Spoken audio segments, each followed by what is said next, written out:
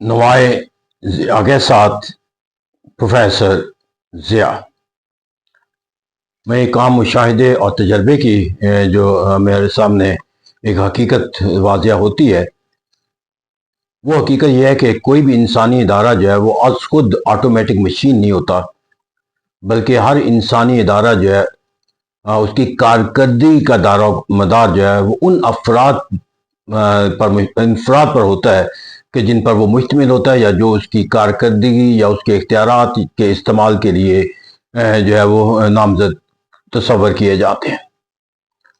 اس طرح کہا جاتا ہے کہ ایک بہترین ادارہ وہ ہوتا ہے جو بہترین انسانوں پر مشتمل ہو، اور اگر انسان اپنے سوچ اور فکر کے کسی عمل کے اندر کوئی ناقص پہلو رکھتا ہے تو اس کا جو براہ راست اس کا جو تصور اور اس کا امپیکٹ جو ہے وہ ہمیں اس ادارے کی کارکردگی پہ نظر آئے گا۔ اب یہ ایک معمولی سا ایک اصول ہے جس کو ہم اپنی روزمرہ زندگی کے اندر ہر جگہ پہ اس کو اپلائی کر سکتے ہیں اور تنظیم کا جائزہ لینے کے لیے کر سکتے ہیں، لیکن میں آج ایک پولیٹیکل سائنس کے طالب علم کے طور پر پاکستان کے نظام سیاست کو سمجھنے کے لیے اس اصول کو ایک بنیاد بنا کر آپ کے ساتھ شیئر کرتا ہوں کہ پاکستان کے سیاسی نظام کے اندر اگرچہ ہم بہت سے تنقید کے پہلو بھی رکھتے ہیں، اور جو سیاستدان ہیں ان کے اپنے متعلق ایک فقریہ بیانیاں بھی ہمیں بہت دیکھتے ہوئے نظر آتے ہیں، کارکردگی کو بیان کرنے کے لحاظ سے ایک لمبی فہرست بھی ان کے بیان کی جاتی ہے، لیکن میں اگر پولیٹیکل سائنس کے طالب علم کے طور پر ایک اپنے آپ سے سوال کروں، یہ سوال آپ بھی کر سکتے ہو کہ جو پاکستان کی جو سیاست کا جو ادارہ ہے، جو سیاسی ادارے کا جو ذمہ دار ہے، وہ افراد کیسے ہیں؟ جیسے افراد ہوں گے ویسا دیش ویسا بھیس۔ تو ایسا کہتا ہے جہاں پر جا کر ہم دیکھیں گے کہ جو ایک پاکستان کا جو سیاسی نظام کے اندر جن کے ہاتھ میں ہم نے سیاسی نظام کی باغ ڈور جو ہے وہ دے رکھی ہے، ان سیاسی نظام کے اندر جو افراد ہمیں آج کے اندر نظر آتے ہیں، وقت گزرنے کے ساتھ ساتھ اپنی سوچ اور فکر کے لحاظ سے جو ہے وہ انتہائی پست تصور کیے جانے والے عمل کا جو ہے وہ آئینہ دار بنتے چلے جا رہے ہیں۔ پاکستان کے اندر سیاست دانوں کا یا سیاسی سرگرمیوں کا دینے والے جو افراد کا ہے، اس کا جو بنیادی مرکز اور محور ہے وہ سیاست کو جو ہے وہ ایک ٹول کے طور پر لینا ہے کہ جس کے ذریعے وہ اپنی جو طاقت ہے اس کا اضافہ کر سکیں اور اپنے وسائل کے اندر اضافہ کر سکیں، اور دوسروں پر اپنی حاکمیت کا جو معنی اور مفہوم ہے اس کو قائم کیا جا سکے۔ غرض ہے کہ یہاں پر جو ایک پالیٹکس جس کا نام ہے، اس کا بنیادی مقصد اور مرکز جو ہے وہ دوسروں کے لیے ایک کردار ادا کرنا، جس کردار کے نتیجے کے اندر لوگ آپ سے لو اور افیکشن اور آپ کے ساتھ ایک محبت کا رشتہ ہے۔ یہاں پر لوگوں کے ساتھ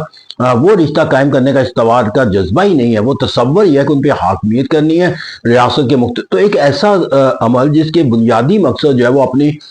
سروسز کو دے کر یا اپنی محنت اور مشقت اور اپنی اہلیت کے استعمال کے ذریعے لوگوں کے لیے کوئی مثالی کردار ادا کر کے ان سے محبت حاصل کرنا مقصود ہو، وہاں پر ایک تصور اگر یہ اپنا لیا جائے کہ اس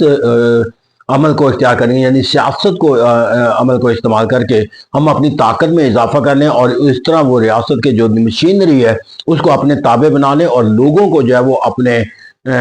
جو اطاعت کے جو ہے یا ان کے اپنے مرحوم نے منت بنا لیں، تاکہ وہ اپنے مسائل کے حل کے لیے جو ہے وہ ہم سے جو ہے وہ رجوع کرنا جو ہے ان کے لیے ناگزیر بنا دیا جائے۔ تو اس طرح یہ عمل جو متقن و نانیت اور جابرانہ سوچ اور فکر کا حاصل ہو، وہ ویلفیئر کانسیپٹ کے جب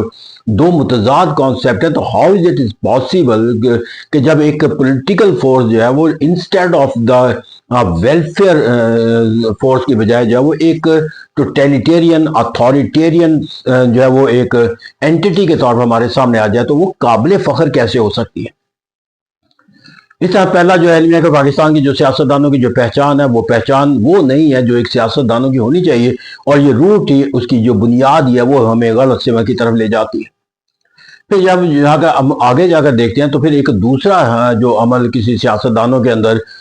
ہمیں نظر آتا ہے، وہ یہ ہے کہ وہ اپنے اختیارات کے استعمال کے لحاظ سے جو ہے وہ کس پیمانے پر جو ہے وہ ہمیں کھڑے ہوتے ہوئے نظر آتے ہیں۔ تو یہاں پر المیہ یہ ہے کہ پاکستان کے اندر جو سیاستدان ہیں، جو بڑے سیاستدانوں کے دائرہ کار میں آتے ہیں، اس کے اندر سیاستدانوں کا جو بنیادی کام ہوتا ہے وہ اپنے اس منصب کو ادا کرنا ہوتا ہے جس منصب کے لیے وہ قائم کیے گئے ہیں۔ اب میں مثال کے طور پر سیاستدانوں کے جو پاکستان کے اندر سیاسی منصب ہیں، ان میں سے لیجسلیچر ہے، ایگزیکٹو ہے، جوڈیشری جو کہ انڈیپینڈنس ہوتی ہے. اب یہاں پر جا کر میں کسی اگر سیاستدان کو دیکھوں تو سیاستدانوں کو میرے نزدیک جو پرکھنے کا عمل ہے کہ وہ جس جاب کے لیے بنایا گیا تھا, جس جاب کو اس کو سونپا گیا تھا, وہ جاب اس نے کیسے سر انجام دی. اب پارلیمنٹ کے اندر, مقدمہ کے اندر جو بیٹھے ہوئے لوگ ہیں, ان کے لیے مجھے بنیاد ان کی ملک کے اندر ہونے والی قانون سازی کی بنیاد پہ دیکھنا ہے کہ اس قانون سازی کے اندر ان کا شرکت کیسی تھی, ان کا کردار کیسا تھا, انہوں نے اپنا جو ووٹ کا حق ہے وہ کس قانون سازی کے لیے کیسے استعمال کیا. غرض کہ اگر میں سیاستدانوں کے اس کردار کے اندر دیکھوں جس کردار کے لیے انہیں منتخب کیا گیا تھا, یعنی کہ members of the legislature either at the provincial level or the national level, کسی بھی سطح کے اوپر, اب وہاں پر لیجسلیشن پاکستان کے اندر جس طرح کی ہوتی ہے اس سے زیادہ جو ہے وہ ناگفتہ بے تصور اور کوئی نہیں ہو سکتا جب یہ کہہ دیا جاتا ہے کہ پارلیمنٹ کی گفتگو کرنا منع ہے.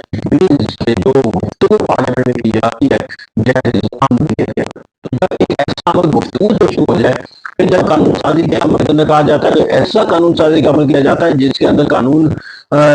کے اوپر جو پیش کرنے والوں کو بھی معلوم نہیں ہوتا کہ مسودے کے اندر لکھا کیا ہے, اور جب اس کے اندر بحث و تمیز کا عمل کیا جاتا ہے تو بحث و تمیز کا کسی پہلو کے اندر جو ہے وہ مسودے کے پڑھنے کا تصور یا اس کے اوپر معلومات حاصل کر کے اپنی رائے قائم کرنے کا کوئی تصور موجود نہ ہو.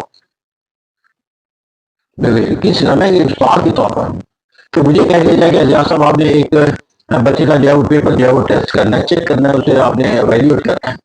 اب اس کو ایویلیویٹ کرنے کے لیے میں بغیر پڑھے لکھے سمجھے اسے پیپر کے اس کے نمبر ایوارڈ کر دوں تو that will be the worst dishonesty as a teacher. اور جب ایک ٹیچر ڈس آنیسٹ ہو جائے گا تو how it is possible to call such person a good teacher, even the teacher can not be called teacher. اب میں اگر اس اصول کے مطابق دیکھوں تو پاکستان کی جو پارلیمنٹ ہے either in the provincial or the legislature of the national Pakistan